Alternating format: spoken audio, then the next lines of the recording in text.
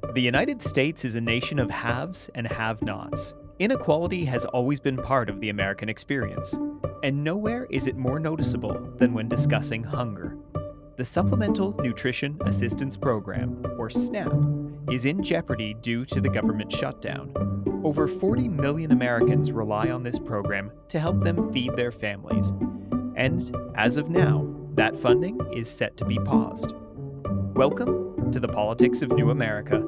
On the show today, we look at the history of food stamps in America, the current state of American hunger, and the dire impacts of paused SNAP funding. We have a special guest today. Joining myself and producer Josh is Gabrielle Hill-Desjardins, who has studied international development and is also the host of the podcast BoobTube, which I would say is a very similar program to ours, but that would be quite a lie. Gabby, tell us a little bit about yourself and a little bit about your program. So I like that you pulled up my full first name. It's the name that's on my bachelor degree, which I'm staring right at right now. But yeah, so I think a little thing about myself. Nathan's right. I have a Bachelor of Arts in International Development Studies. And yeah, I'm also the co-host of BoobTube, which is our reality TV show podcast, which yeah. I mean, it's on Haunted Mouse. Everyone loves it. It's getting all kinds of views. It's lovely. Everyone loves it. Yeah, you can watch it now in our brand new ballroom. God. Yeah, they demolished the East Wing specifically for BoobTube, so you've got a lot to answer for, Gabby. Oh yeah. Yeah, the People's Wing is what they called it. They will call it the Boob Wing afterwards, or the Boob Ballroom, I suppose. Yeah, also known as the Bill Clinton Ballroom. So thanks so much for joining us today, and thank you for returning the favor of coming on my show after I was on your show. And I feel like I was kind of I know kind of about one thing in terms of pop culture and reality TV shows, and that one thing was Bar Rescue. But you've got, I think, more to bring to the table for PNA here today. Yeah, I mean, when people think a lot of international development, they think of, that's what it is, international development. Development typically in the what we would call the developing world, which I don't think is a real word for it, because we're, depending on what we are, I could get into like the whole reason why like some regions are more developed than quote unquote developed than others, but we're talking about SNAP today. So. We are, and I wanted to do a little bit of the history of kind of food assistance in America, because SNAP is the most modern incarnation of this, but this actually goes back to the nation's founding and even before that. But you brought up something really interesting when we were preparing for the show, and that was that food assistance and a lot in international development and even domestic developments have to do with the guiding morals of the day and the governments that set these programs up. Could you kind of talk about that a little bit? Because I think that's a really good place to start, because what we'll look at later on is kind of this current Republican government's morals in regards to these types of programs. So I think the food stamps were kind of created from what I Googled in the 1930s. And so when we think of the 1930s, we think of the Depression era. And during that whole economic collapse, of course, not only the poorer people, a lot of the richer people are being affected. So what more than to help the majority of people is to create a program that would benefit all. Now, I feel like the gap between us, the richer and the poorer, has definitely gotten a lot wider, to the point that those who are rich, I feel like, won't benefit from those said programs versus that of the poor, which typically who it is sort of made for. But I feel like with food stamps, it kind of got that overall every like push to be created because everybody was affected by the crash, not just the poorer people. So that was my spiel, but Yeah. And I think we see a lot of that, especially in terms of this sort of the morals of the day or of the party, uh, affecting the policies and how these programs are implemented. What we're seeing with the big beautiful bill, for example, it changed SNAP benefits to have more onus on people working, right? To say that, to get these benefits, you have to have worked so much. Now, most SNAP recipients work either, full or close to full time. It's actually up close to around 75%. And the ones that can't are usually on, disability benefits of some sort. So working age people that are receiving SNAP overwhelmingly do work. It's just they're not being paid enough, which is another issue when your society is not providing jobs that pay enough for people to eat. But so yeah, we are kind of seeing that, and I think I wanted to start there because when we go back in history, we kind of see how these programs grew out of the morals of the times and how they adapted to changes, usually slowly, but sometimes, like in the Great Depression, they had to do it quite quickly because a society that doesn't or isn't able to feed its citizens isn't a society that is sustained for very long. So I actually wanted to start even before the United States. So back in England, before, of course, the colonies, and so their system of public assistance was kind of one of the first proto forms of kind of this aid to Hey, evolve in. you want some bread? Want a little here's a snifter of wine. Here you go. Yeah. Yeah, and these things were done, and they were actually mainly done by the church, and the government in England actually told the church that this was going to be something that was they expected the church to do, was to feed the poor. And a lot of this was done through alms, through charitable giving. It started with the churches, and it started as kind of an uncoordinated network of charities through these churches and through private donors, supported by the Christian church. And so this system kind of grew out of that, and it eventually became more centralized and more administered in a organized way and with state involvement.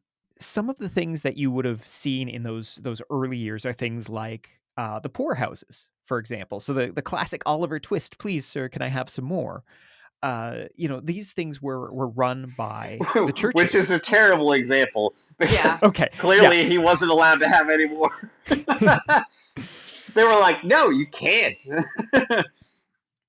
Yeah, so that they were, really only kind of around the poorhouses kind of came in around the Victorian era, right? Those kinda mid-1800s, time period.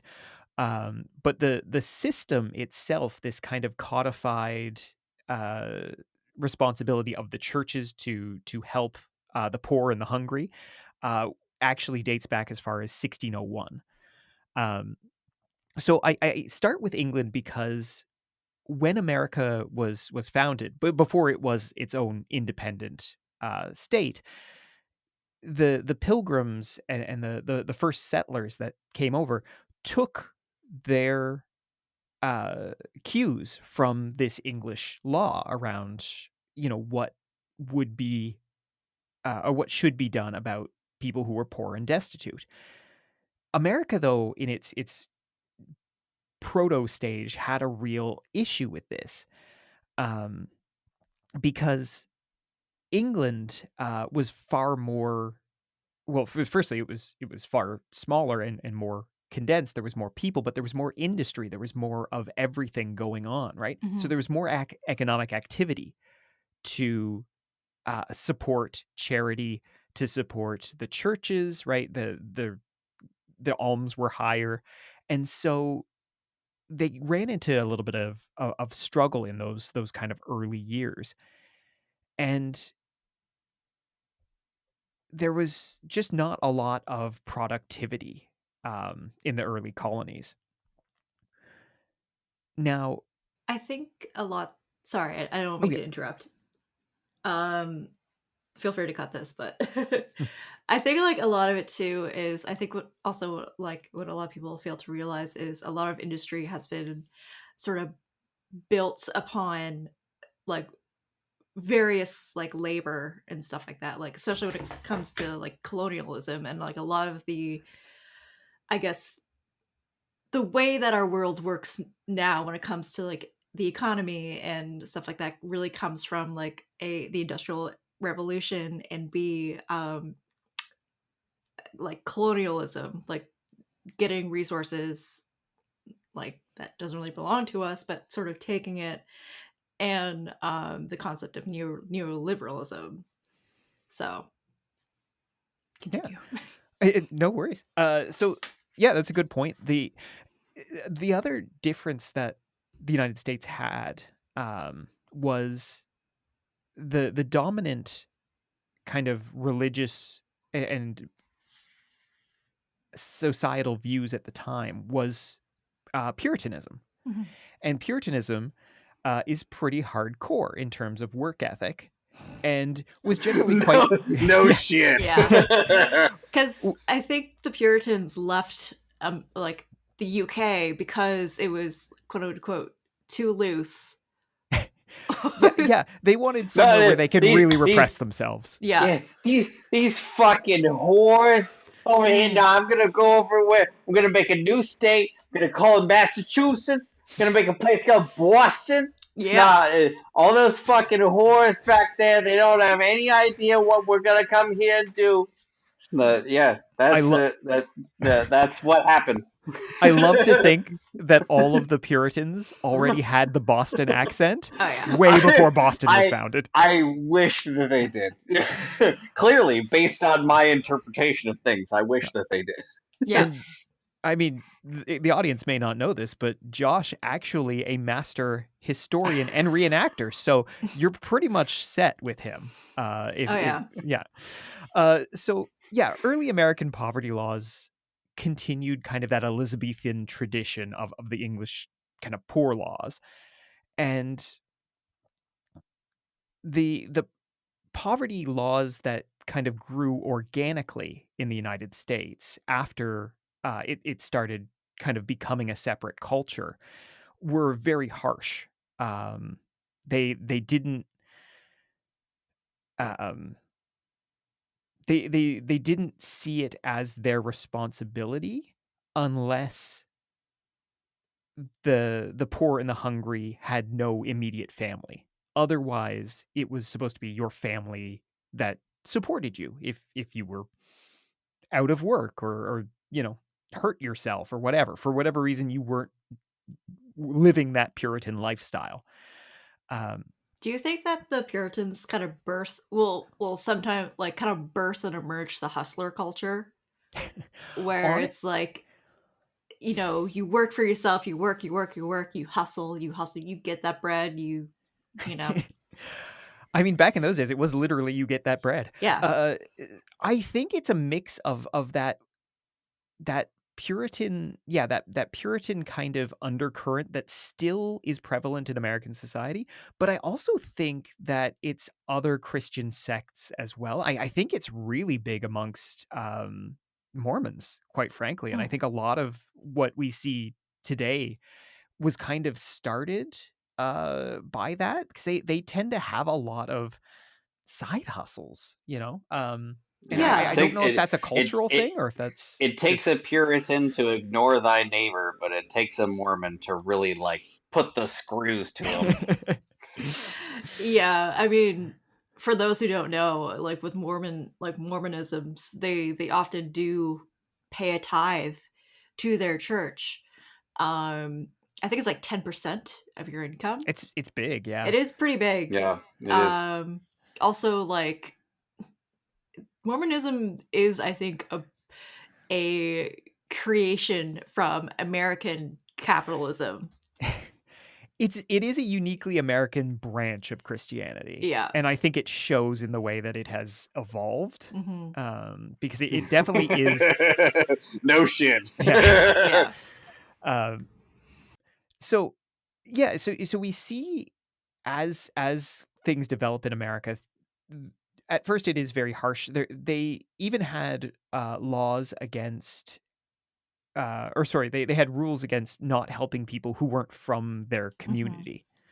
So, they were called settlement laws, to keep outsiders and strangers from moving into their communities and qualifying for any sort of relief from the church, right? So if you were, say, a traveling vagabond, you got your little hobo bindle, you're not riding the rails because those won't be around for a couple hundred years, but you're Yeah. making it from town to town. They were, very, very strict against, you trying to settle down in their town and trying to get any of their bread. Oh, Um, thank God I've got my bindle. yeah, and some of the punishments could be very harsh and very kind of corporal in kind of sending people on their way. And of course, America has always loved its three-strike program. So one of the examples that I read was if the first time you were caught, basically caught, being in a Hmm. community you weren't supposed to be in as someone who was unemployed and, looking for handouts or what have you, you would be flogged or whipped. The second time, they would cut off your ears, and the third time they would hang you. So, don't be poor, I guess, or hungry. 3 strikes. 3 strikes, Wow. baby. Whoa, okay, whoa. Yeah. Like, I thought like 3 strikes, like okay, might get like caned on the ass. Like, no, so No. like, so second strike is getting your ears cut You're off. Yeah. So like, yeah, if we're at the third strike, you might as well like give up. Like, that's Yeah. wild. Okay, Yeah. yeah, wow. So, so this system persisted quite a long time, honestly, where it fell to communities, to families, and to the church. There wasn't really a great push to have governments, either state or federal, involved until, the first great shock of American capitalism, which was, of course, the Great Depression. And so this was a dual problem, actually. And the way that food stamps were born was in the Great Depression, as Gabby mentioned. But there I read was there, ahead. yeah, Yeah. there was a dual problem. Firstly, you had, suddenly just a tremendous unemployment rate overnight, right? Businesses closed, they failed, banks failed, there was runs on banks, everyone was out of money. So there was this widespread, economic disaster. But on the other hand, there was the depression caused an instability in commodities markets. What that led to was a crash in food prices, and a crash that was so devastating that farmers weren't selling their crops because they couldn't they had very few people to sell them to, very few businesses to sell them to, but also the prices were so low that there was almost no point to doing it. So the Federal Farm Board in 1930 purchased, just huge swaths of wheat to prop up the price of grain. And while this was going on, public demand for food assistance reached an all-time high in America. And so politicians started trying to be like, okay, we need to marry these two. This is ridiculous. We have too much food and we have widespread hunger. Um, and because of the intricacies of capitalism being that if you can't do something for a profit, it makes it not worth your while to do it, as well as if you have too much of something in capitalism, too much of a supply, that is a bad thing, right? So, despite the fact that you have millions of people who are starving in the streets, if you use those vast quantities of wheat and other produce that you had to feed them, there is no market. And without market, there isn't a capitalist system. So, during this time, farmers and stuff were actually burying huge crops while there was massive hunger on the streets. So something had to be done about this. There was also a huge amount of political unrest at the time because if people can't get food, they quickly look to other options that might help them get food. One of these big options at the time, of course, was communism. The Bolsheviks in Russia, of course, became the big boogeyman after World War One, both in Europe and in the United States. But the United States had a large uh, kind of communist movement that was starting in the cities, like it had started in Europe, and their whole motto was "Fight, don't starve," right?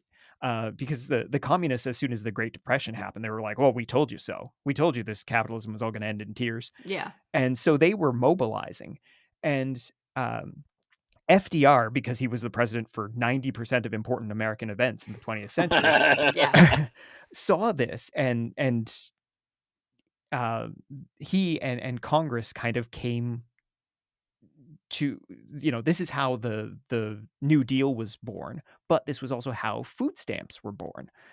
Um, so they had a lot of kind of plates to juggle, right, with this. Um, but they Sorry. I yeah, think you spin plates. you I'm spin pretty plates, sure sorry. you Yeah, I spin am plates. Yeah, mixing my metaphors. Yeah. don't want to be the stickler here, but just want to make Yeah. sure everyone knows you do not juggle plates. You spin them. Yeah. So Congress did eventually pass legislation that sent the surplus of wheat to hungry Americans. And similar kind of distributions occurred after that in the early 30s. Um, in 1933, the Federal Surplus Relief Corporation, the FSRC, was created by Congress, and it began operations to relieve um, the twin problems of hunger and oversupply of food. Mhm. And it started buying up. They basically went full state intervention. They just started buying up the food from the farmers at a market price and distributing it to the unemployed. And I know it's a really novel idea, and it did Yeah. take them like 4 years to come up with it, but what, it's fine. Um, so there was in this kind of proto food era, um, they basically had state welfare agencies that this federal organization gave the food to. And there weren't really much in the way of reporting requirements or monitoring for these, right? They just kind of they handed them out. You need food? Come get food kind of thing, right? So there was a lot of worry about abuse and fraud and some people getting more than they needed and some people getting less. And there was some selling going on, like a kind of a secondary black market of food, right? Of people who got more and then would sell the excess type of thing. So they wanted Are you? It sounds like you're describing a scalper's market. Yeah. I I am. My God. Yes. Yeah. Yeah. Yeah, nowadays What's it's it? Ticketmaster. Back in the day it was cabbages. It's the same system. I could go Yeah. on and on about Ticketmaster. Oh my Did god. I have a question though? Yeah. I don't know if you could answer this for me, but when it comes to like the whole like American agriculture, did they just like did they just have like just a couple specific crops? Like for example, wheat was their main, and then they would have like say X amount of like vegetables or anything like that. And I guess the second part to that is depending on how big that crop like how much of it is just for example like wheat so that it comes to flour and does that become like almost like a sort of food desert where people aren't getting like all of their nutritional needs. That's a really good question, and it is a limited supply of crops. It was, I think, originally somewhere around a dozen that they were having a problem with, but throughout the years, the early food stamp era years, what they would do is they would actually uh, take kind of a census of what crops they had in oversupply, and those were the things that you could purchase with the food stamps when they came in. So it was always just a, what do we have extra of? Mhm. Okay, give it to the poor, right? Yeah. So there wasn't really a thought towards balanced nutrition. There wasn't really a thought towards, sustainability of the program. It Hmm. was more of a, we have two problems, let's use one to solve the other. And I, especially in those early years, it was very kind of helter skelter, just yeah. juggling. You also see that a lot in countries and continents like in Africa or any places that they like say grow a lot of say crops for like you see a lot of it just like it's mainly grown for production of XYZ and then the rest is sort of given to like the people, but I think a lot of it also comes to the fact of like stripping down like these fields that were like traditionally grown for like the whole community, not just for creating a product. And I feel like it's sort of going to the fact of it creates what is called like food deserts, where people don't have access to, say, nutritional items like vegetables, Oh. um, fruits, like healthy grains or anything like that. So this is also why you see a lot of um, like a rise in obesity, say like in the Rust Belt Mhm. or anything like that. Is this the kind of thing that would, so you mentioned kind of replacing community Hmm. farmland or gardens and that kind of thing with kind of like the, okay, we're incorporating you into a supply chain. You're going to grow this one thing. Hmm. Is that, do we see that, like, is that both domestic and international? Like, is that kind of Well, an effect that you would see in a developing nation as well, where it would cause harm? it's also like not just saying for farming, like Mm, agriculture. You could see it a lot with like if, for example, like a cobalt vein is maybe found in like this region of Africa. Like everything's kind of dug up and the resources are extracted. And not only like you have natural resources, you also have human resources, like people mining and mining, and then everything in that community just becomes mining okay, yeah. because everything else has been sort of stripped away or kind of plowed down to create like the mine or the people who work the mine or people who sort of are in charge of the mine. I think you could also take into the fact of the Appalachians, like Mm. in Virginia and stuff like that, where you have like these mining towns have, I guess, now become ghost towns because I think during like the whole like mining age of the Appalachians, and you see this in this beautiful documentary, Harlan County, USA, where a mining community is fighting for the right for a union or also to have better pay. But you see it a lot where mining towns will have specific payments Like, say they'll have a specific currency just for that store or just for that um Mm. laundromat or something. Yeah, the company store. Yeah, Yeah, yeah. yeah, And so that also how you create communities that would rely heavily on SNAP because it's a land that's been sort of plagued with poverty because they didn't have access to actual real money that would work outside of their town, outside of the company yeah, town. Mm. So yeah. If I can add something on to just what Gabby has said, yeah, I've encountered so many people who say, like, if you want to see true poverty, look at Appalachia. Like it is absolutely true poverty. People who are like actually living in like, mud houses and like weird shit, like absolutely like true poverty. yeah, and like this coming from the whole Puritan thing, like these people are working themselves to death because like they work their whole lives in the mine, and yet you know Mm.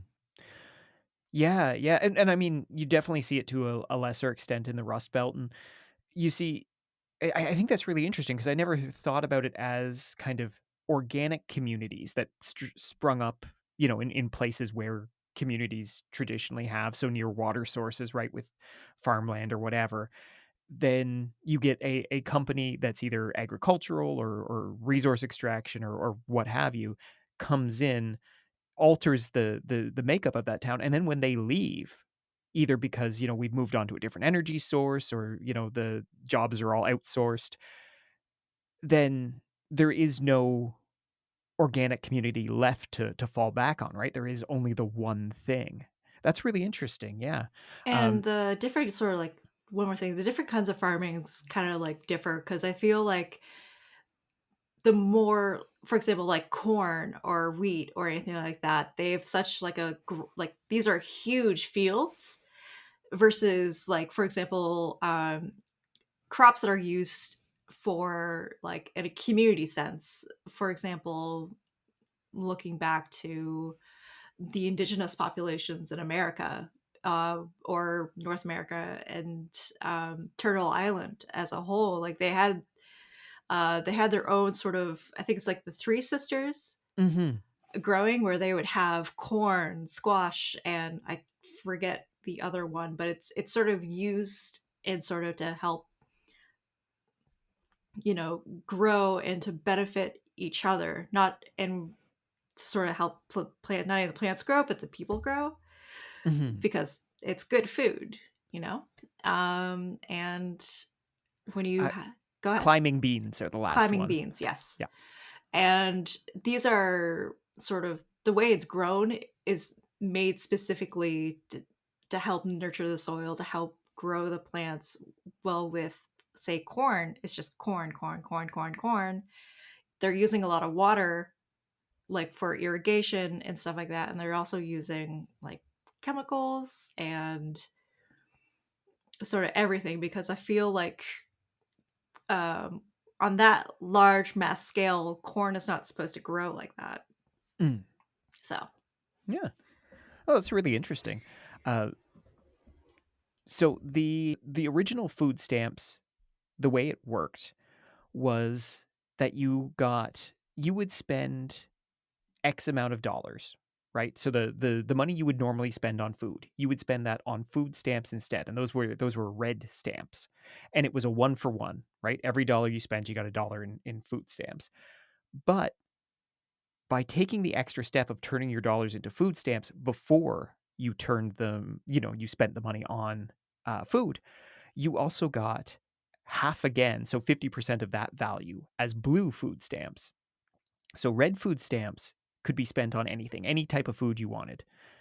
The blue food stamps could be spent on that kind of overabundance that we were talking about, right? Whatever crops were in season and they had too much of, and so that changed, as the seasons changed as the years went on, and different crops came and went off of that list. But basically, it gave you a little bit of a boost in terms of what your money would buy you. So that was the first program, and that program um, lasted for a while, and it basically went through the Great Depression and into the first years of the Second World War. In 1943, the program was ended, and it was kind of a good news, bad news situation. The good news was, everyone, employment was skyrocketed, uh, during World War II. The bad news was, of course, it was World War II, so, you were either a soldier or you were in a munitions plant or you were building aircraft or something. But because of that, there there was a lot of employment, there was a lot of jobs. It wasn't the same economy that it had been for the previous, decade. So, fast forward to after the war, there was still food surpluses, and, because of that, prices were depressed, and so the federal government reintroduced a slightly revised version of the food stamp program, and by 1959, the program was in 1,300 counties across the nation, and basically would provide a family of four with set quantities of food from these oversupplied foodstuffs. And And I would also assume it's because a lot of these people didn't have a breadwinner, like they lost their men in the war. yes, So like it's not like, oh, it just is for everybody. It's they are kind of addressing the fact that they killed most of their men in World War II. yeah, yeah, and this revamped program was quite limited in the type of food it supplied. So like you couldn't get meat, for example, with it. Um, Mm. and so foods like I like that we were all like yeah. yeah. Sorry, I can't even get a fucking dry steak in this. Whatever the fuck. All right. Okay. Cool. Whatever. Okay. All Isn't right. it I like guess it. also like sort of the fact of like I don't know, a lot more, of course, because lot more women are affected because, of course, the husbands are dead. Hmm. But also, Yeah. like, once the war was over, these women who were working in the munitions factory are like, well, war's over. You dames better get back in the kitchen. I mean, yeah, that's not a small part of it. There was a lot of that. Yeah. And then yeah, and again, a lot of them had no husbands. Hmm. So it's like, yeah, get back to our regular rule. Also, the person that you were like helping support is dead. Yeah. So I I don't know. mean, Good luck. I I like to think like I mean, there's also like I guess the VA Veterans Affairs, but I like how much money would they help out all those poor widows with? Like I would feel like they would have a limited source of money to dish out. That's 100% correct, and it was the same with the churches because the churches would still run food banks and that kind of thing, right? But they're all so limited in scope compared to what the federal government can do. And spoiler alert for our current times, we're about to find that out again. Um, So, the important thing to know about the 1959 kind of reintroduction of this food assistance program that wasn't actually food stamps. It was just kind of it was a separate program. President Kennedy in 61 revived the idea of a food stamp program and wanted to make a permanent food stamp program. And so, by 64, Congress passed the first Food Stamp Act, which brought food stamps back. And and honestly, I'm going to tell you this: I have so much history on food stamps, but we have to talk about current stuff. I so I'm gonna say this: food stamps have gone through more changes, the policies around food stamps, than anything I have encountered for this show. It is insane there is basically every administration does something to food stamps. And so usually it's that push pull of Democrats expanding the program, Republicans constricting the program, or trying to constrict the eligibility for it. Yeah, sort of to like go back on like the sort of how the beliefs of the party reflect the policies. Mhm. So I think, I'm not saying all Democrats, but like there's a majority of Democrats who have that. I don't want to say left leaning because I feel like a lot of them are sort of centrist, but have that sort of deal of, you know, it, the government's for the people in the sort of sense of the people as a community. We are part of this community. We need to work together as a community. Now, that's not like saying that's the whole whole Democratic Party, because there I think there is a couple of Democrats or a few Democrats that sort of voted um, in favor of what Trump is sort of enlisting with the SNAP rollbacks, but versus that of like I feel like it's like the Republican side, which is like mainly in that Puritan sense of everybody's working for their money. It's me, my job. I'm a red-blooded American. This is what I want. And why is my money going towards, say, Joe across the street who is quote Mhm. unquote not working, but in reality Joe has a disability, or Joe has is incapable of working, or for whatever Joe is going through. Um, and or maybe Joe just needs a little bit of help. Maybe he's living in today time where he has the job, he's working like 70 hours a week, but it's not enough money to cover rent and food. So Yeah, you're spot on, absolutely. And just to illustrate kind of that classic Republican feeling on it. So one thing I'll say is that participation in the program grew and grew over the decades, and part of that was just the fact that America grew. The population grew, especially after the baby boom, but it declined somewhat, Especially is a especially an understatement. yeah. Uh, but in the 90s there was a bit of a decline, and that was because there was a bit of a boom starting in the mid 90s. Republicans took that opportunity, and a very Republican Democrat president at the time signed it into law to um, introdu- introduce what was called the Personal Responsibility and Work Opportunity Reconciliation Act of 1996. And Wait, who signed this in? is oh, it Clinton. like Oh, okay. Yeah, yeah, yeah.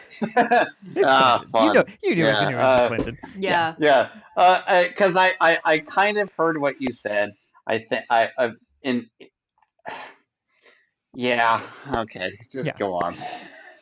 So this act basically constricted the eligibility and created those stringent work requirements uh, to get food stamps and to access the program. Um, and it's funny because it was in the one time really where there's been a decrease in the use of the program.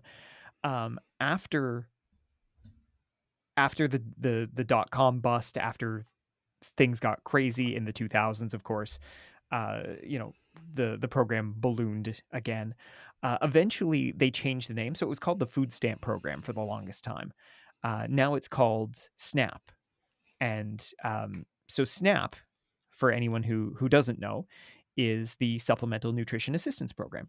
It's a friendlier name. It's a bit of a mouthful, but it was changed from the food stamp program because food stamps started to get a negative connotation around them, mostly because Republicans, by and large, this was to them, this was a welfare handout, and there was, people were using food stamps, and they would get harassed at grocery stores or wherever. Mm. Um, Well, that all comes off of the Reagan era. Yes. Because Reagan famously is the one who coined the term welfare queen, Mm. and it's from him that we get this kind of idea that people who are using these programs are abusing them immediately. Mm. As soon as they come into fruition, they are being abused. Yeah. And it is from the kind of the mouth of Ronald Reagan that we have this, that they are being abused, and that it should be stopped. We have to stop it. Mm. Otherwise, we're going to lose $500,000, and we can't give that $500,000 to a billionaire. My God, who could possibly look at a future where we can't give $500,000 to a billionaire instead of to a poor woman trying to feed her children? My God, Jesus fucking Christ! I know. What a It, world. the food stamp program was honestly one of Reagan's favorite targets in the early part of his presidency. He, in 82, placed a temporary freeze on adjustments to the program, increased disqualifications, and added additional kind of eligibility tests. So just made it harder for everyone and worse. Um, And I also wanted to just be clear to everybody, like, Ronald Reagan's life was about handouts. That's like all he ever did. That's all he ever got.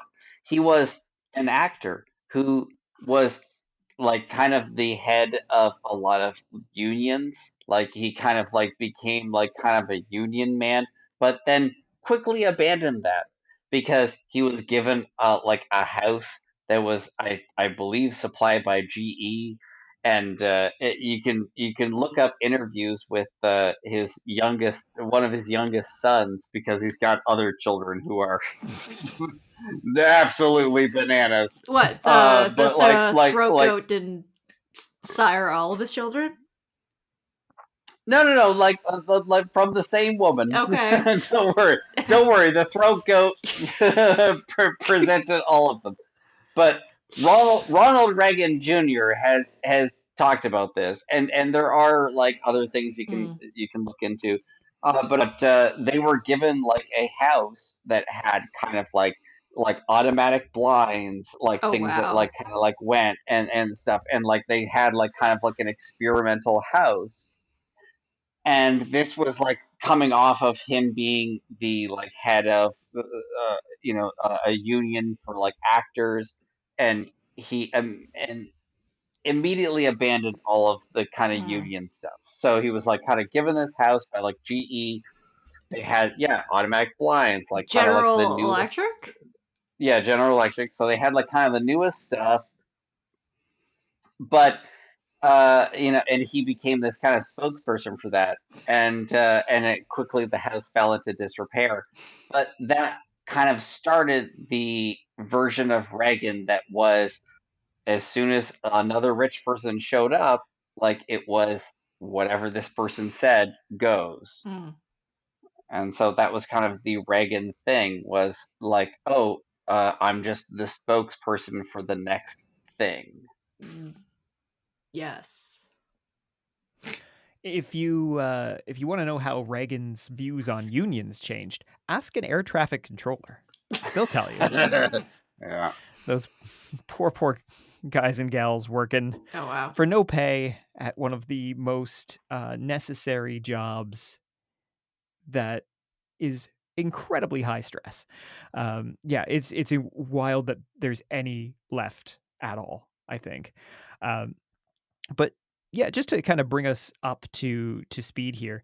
Um, so around 1988, they started trying out electronic delivery systems for food stamps, so cards that way, because they were generally more secure and more easier to track than the old style. And so nowadays you won't see food stamps at all, which is a shame because they actually are quite pretty. If you go back and look at like the 1930s version, they're quite intricately done. I think Lady Liberty's on the, or I think Columbia.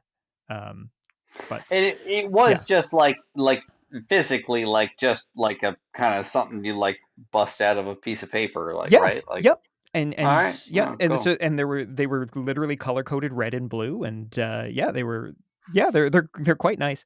Um, so some of the more recent changes to food now Snap came in 2008, where it was expanded because of course the Great Recession, and yeah, um, the 2014 Agricultural Act as well. Now this was an Obama one. Um, Changed kind of some of the rules around where and how you could use them, but again, this is all just administrations kind of pushing and pulling at each other, right? Making it easier, making it harder. Um, the latest one, of course, was the big beautiful bill, and that has increased eligibility requirements. It has increased the amount of kind of proof of work that you need to be doing if you are considered able-bodied. There's uh, several things that make it harder to access. But Oh, absolutely. I mean, who's the current Speaker of the House? oh, That's Mike Johnson. so yeah, Mike Johnson just recently very eloquently put it to us that he's like, no, we've removed all the people who don't actually need it. He was talking about how like, oh no, there was able-bodied men who are now like they should have been working, they aren't, and now that they're off of it. Like, oh, thank God! Like Mike Johnson, a very trustworthy man, I is wonder. telling us that Yeah. it's all right now. I wonder because the idea in it's ever shifting, especially when it comes to like disability activists and stuff like that, like helping sort of not really pave the way, but sort of um, get more recognition. I think for people of like changing the idea of what an able-bodied person is. Like I have a feeling like it's versus like what I feel like specifically like a lot of people in the Senate and a lot of people even today are so under like the notion of like if you have two working legs, you can work, but in reality, that's just not true. Um, It there isn't a lot of nuance that is welcome mm, as far as the Republican Party is concerned on this issue and a lot of other ones, but yeah, SNAP, and food assistance in general seems to be it's always been a real sticking point, but no administration has been quite as aggressive, at attacking it, mostly because a lot of Republican voters are on SNAP, right? A lot of like you said, in the Rust Belt, for example, right? That's deep red country, oh yeah, but it's also, impoverished in a lot of ways, and yeah. I this is feel it's probably it's. I didn't mean to cut you off, but no, it's. it's I feel like it's because even though it's like such a hard such an impoverished area, I feel like probably because it's like the whole belief system and mentality of like back like I think probably during the war, even then, like it's like we are rednecks, we work for our money, we work for our families, we don't get handouts because we are quote unquote real, real Americans. This is what we do. And it's playing, I think, on like that whole American centrism, I think is like the word I kind of want to go for. yeah, and it's an odd American exceptionalism, Yeah. I think it is. mm, Like they kind of see themselves as, even though like they might have to give something up and live off the land, it's still better than communism or whatever it is. But it, Yeah. it, it negates the fact that they're getting absolutely fucked by their own government. mm. And Sorry, and just one more thing. It's sort of in the fact of like it's like that whole thing. If you just work hard, you can achieve that American dream. Um, and it's I feel like it's also like coming from the fact of like if I work so hard for this money, I don't want to give any of it up for this person who I don't know. Yeah, I think a lot of it's that there's also been some misrepresentation of who's getting it, of course, Of right? course. It's always, the illegal immigrants. That's not happening. It's not a thing that No, happens. and They don't and I just think hand it, I these think it cards out.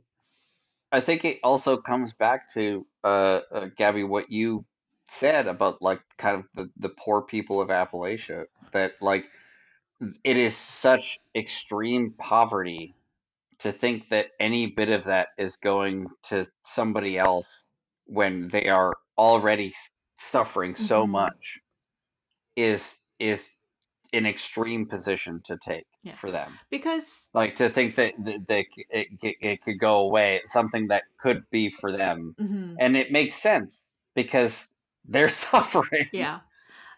And I think that that also comes some sentimentality of it because it's um I think it's like a rebranding of the Republican Party of it being like America first, that make America great again. And I don't know a whole lot of the Obama administration or the administrations before that. Um, and I don't know how the policies kind of affected places like in Appalachia or the Rust Belt or any like places that receive the most SNAP benefits, but are also red states. So, I will say right now, just as a statistic thing, uh, the South, generally has the most SNAP benefits. So mhm. the old Confederacy, it's one of those when you look at a map, it's one of those ones where you see where you're just like, man, the Civil War really never healed that scar. There's No. so many maps of American like demographics of societal issues and stuff where you're just like, oh, and there's the Confederacy, found it. Yeah. So it is similar to that. Um, but just to give us some stats to go off of here. So there's about 42 million people in the United States who get federal food assistance. That's an absolutely huge number. Um, that's about 1 in 8 U.S. residents, Wow. and SNAP provides them an average of $187 a month. Sorry, what? How much a month? $187. That's it. That's it. That's it. This is what we're yeah. But That's what but I it's pay in for like a 2 week at the least, like for groceries. yeah. Well, because this program has been altered so many times by so many consecutive governments that it only really works if you're working or receiving other benefits, right? It is supplemental. It doesn't cover everything. It's much like a lot of the medical insurance in the United States, where you're like, wait, why does it only cover 75 or 80%? What am I paying for? SNAP is kind of like that. So to to qualify for SNAP, uh, firstly, you do have to be an American citizen. I'm going to repeat that because it really you have to be an American citizen. But your income has to be less than 130% of the federal poverty line, which is $1,632 a month for one person, or $2,215 for a two-person household, on average. Um, and the states administer the program day to day, and so they get the money from the feds. They disperse it to the people, and those benefits are paid out monthly. So this is a program that, while being absolutely necessary, is still just at its best allowing people to kind of scrape by. You're not buying steak with with your SNAP money. So cost wise, so last year, the program has become more costly over time, as has everything. But last year it cost 100.3 billion during 2024, which is about 1.5% of all US federal spending. And it falls under the Department of Agriculture, in federal departments. So those are kind of the primary stats here. And $100 billion is a lot of money. It's about $200 billion less than the United States gives Lockheed Martin every year, for their services, but, But you know, you gotta it's keep those locks under check. I don't know. It's you gotta fund the war machine, man. Yeah, I mean, look, Hellfire missiles Where were don't just you? actually, no, those aren't. Missiles are fucking cool. Like, They I don't know. Yeah, Like absolute death machines. Yeah, yeah, yeah, Pretty fucking cool. yeah, and those F-35s, a lot of really expensive nuts and bolts in those. oh It's yeah. it's it's a big thing. Someone will correct me on this, Yeah, so I'm going to correct myself. because jet warfare is like, new and something Hmm. we still do. Yeah, um, Yeah. We Hellfire just missiles, I think, are made by Raytheon and yeah. not Lockheed Martin. We just Just want because them to someone will, make stuff that goes fast. yeah. So here's where everything gets far more depressing. Mm. Uh, so yeah, I said 1 in 8 roughly Americans requires food assistance, is food insecure. When you look at children, the demographic of children, it's 20% of American children. So that's 1 in 5 children that are food insecure. Now, that's not to say that 1 in 5 children are going, hungry in an average day, because most parents will sacrifice their own food before they skimp on their children's food. But these are families that are struggling, and in some rural counties, child food insecurity rates are as high as 50%. So this is hunger in America has just been growing, and it's a growing problem, even as, of course, the country spends more and more of its resources on other priorities like policing and military. The 100 billion is just not enough, right? We see that it's $187 on average. It's just not covering what it needs to cover for people to feed their families. Um, the other thing to realize is because of changes to the program and eligibility requirements, it's estimated more than 2 in 5 people that are facing hunger in the United States are not eligible for SNAP, since their incomes exceed the eligibility threshold, which has been raised and raised, of course, to try and get people off of the program. So there's a national the national food budget shortfall, is what it's called, and it reflects the extra money that people who are food insecure report needing to cover their food needs. Right now stands at $32 billion for nationally, which translates to about $22.37 a week per person on average. And so that number has been going up as well. So this is kind of the shortfall that just grows and grows, right? That snowballs for people. They just can't afford it. Um, this is yeah, to illustrate this issue. I believe it was route. Oh my god, routers. Uh, they the news organization, they interviewed um, Cynthia Kirkhart, who is the CEO of the Facing Hunger Food Bank in Huntington, West Virginia, and they were talking about the various things in her community. But she said something really salient that I kind of clipped and wanted to highlight here. She says the reality is, and this is despite wealthy donors coming in, stepping in, and despite people, just regular Americans, giving to the food banks. The reality is there's not a ton we can do on our own. For every meal we provide, SNAP provides 9. We can't make up that difference, and philanthropy cannot replace government support. And that's kind of the long and the short of it. There's about if this continues, there's about to be 42 million Americans that have to start worrying where their next meals come from or where their kids' next meals come from. That is not a healthy society. That is not these aren't people who can make good decisions, and people are going to start making bad decisions because of that. Bad decisions don't happen in a vacuum. People don't wake up one day and say, hey, I'm gonna, start ripping people off. I'm gonna do some fraud because I need money. I'm gonna, you know, rob a convenience store. I'm gonna steal from a grocery store.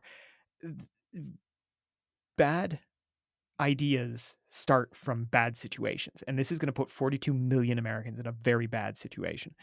Um, so this is the type of thing where we either need a government, we either need a deal from um, the Senate to get the government open again. But there is kind of a ray of hope here, and what I mean by that is a federal judge ruled yesterday, so October 31st, on um, basically saying that the Trump administration cannot suspend food aid during this government shutdown. The problem is, and then that's a win for sure. But the problem is um, that the government still has to find the money somewhere if they want to follow this judge's ruling. And the judge did say that emergency funding can be used. The government always keeps emergency funds during a government shutdown to pay, for necessary things. Um, However, that emergency money would run out fairly quickly if they go into that. And of course, the administration is fighting this, and say that they just don't have any money to do this. Right, the well is dry. I believe was the quote from the agricultural secretary, Brooke Rowlands. So this is one of those things where we get to see how much we have strayed from the rule of law, right? If the Republicans ignore this order, or if they get a shadow docket decision from the Supreme Court, which is always the Supreme Court willing to go to bat for the Trump administration, then that the judiciary ceases to be a way for people to fight back against this. However, this ruling that came down yesterday, if it still carries weight, then at least for a while we might see some relief, even if it's not the full program that we have been seeing. So it's definitely not a thing that you should give up hope on, especially if you're someone who has uses these programs. But modern history tells us that the Trump administration does not feel the need, nor is it pressured by can it be pressured by the judiciary in ways that other administrations could. So Can't even be pressured by its own constituents, yeah, like the people who voted for it. So I will say, like, if you are someone who voted for the Trump administration and you still are listening to this, and you do need these benefits, again, I will try to include some links in the kind of text of this show that will hopefully give you some relief, especially now, as you said, like we're getting into this like late government shutdown.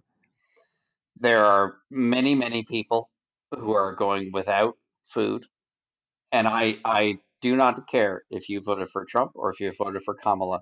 There is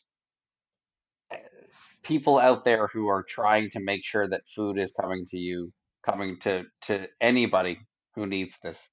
because it is unacceptable that this is happening. That they are withholding food as a political device to get what they want, and what they want is to give money to more billionaires. So I'm hoping that we can include some links. I'm hoping that we've at least said something that rings true to you.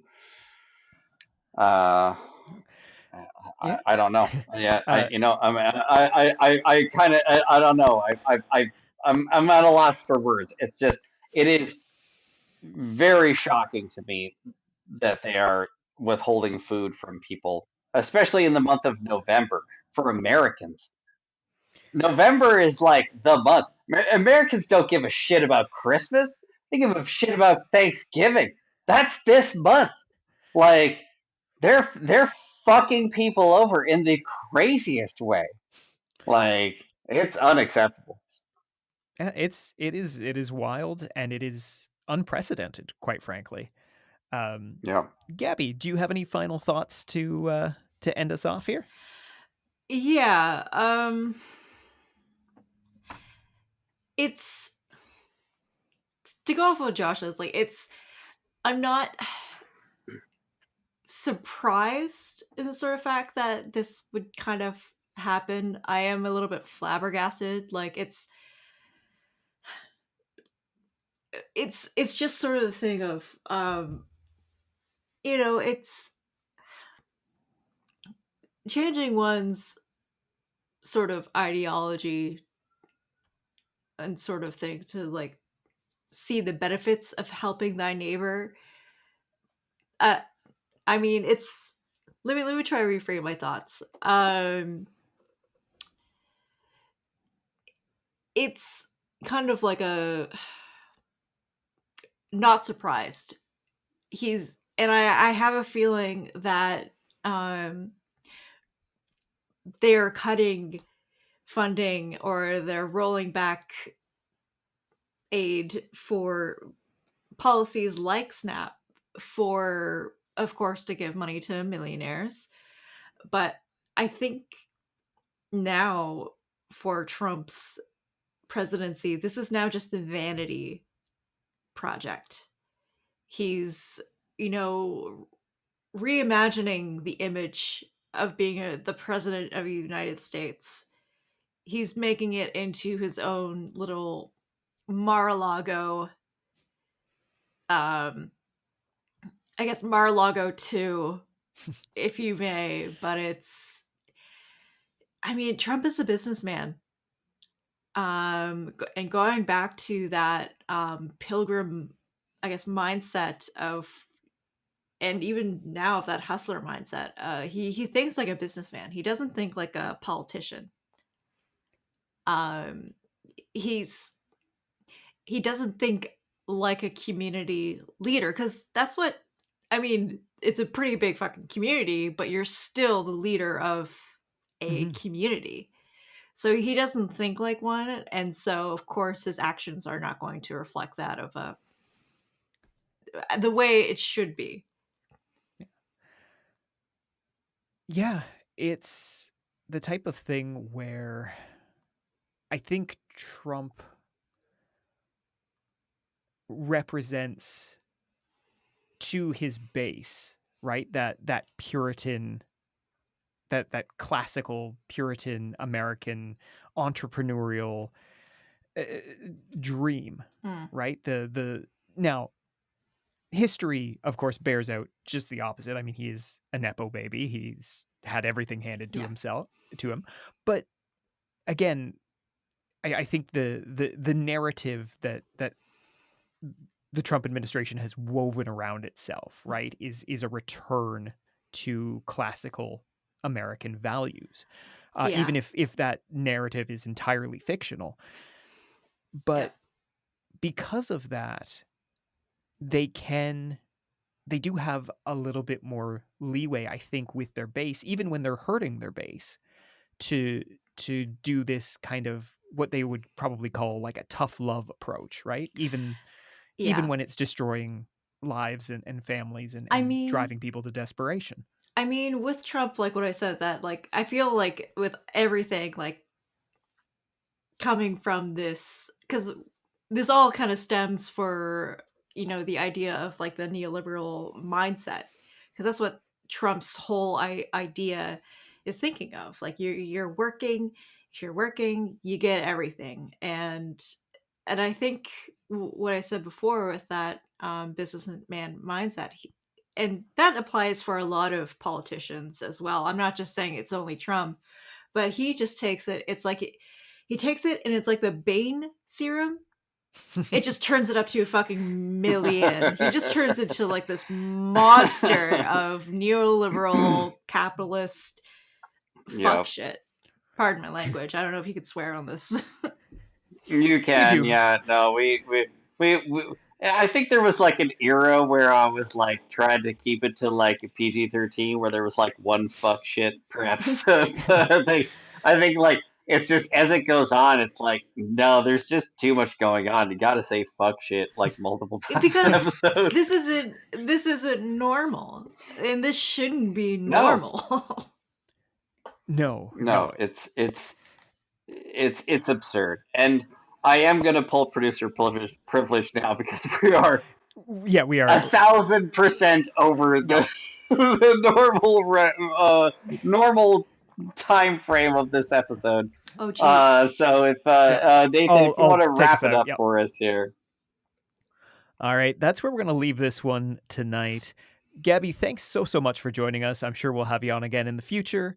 And for anyone out there who is looking to help or for help, we will post some resources in the show notes, but also, look around, talk to people in your community. A lot of churches still do food and aid outreach, and our fingers are squarely crossed that whatever happens, SNAP benefits return very, very quickly. So we'll see you next time, and thanks so much for listening.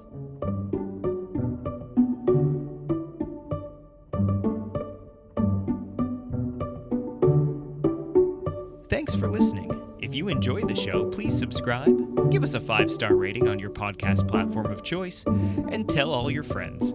The Politics of New America is hosted by Nathan Stone and produced by Josh Carmody. You can follow us on Blue Sky at Politics New America. This episode is sponsored by Leverage Assistance. Finding the right assistant can turbocharge your career, your business, and give you back precious time every day. Finding the right person isn't easy, and that's where Leverage Assistance comes in. They take care of every step in the process of matching you with a top-performing assistant that understands you and your business. Leverage only hires the best of the best, the top 1% of executive assistants, to pair with their clients. They also do regular feedback and productivity checks to make sure that you are completely satisfied with the match. Find out what having elite help can do for your productivity with Leverage Assistance. Follow our referral link in the show notes of this episode to get started.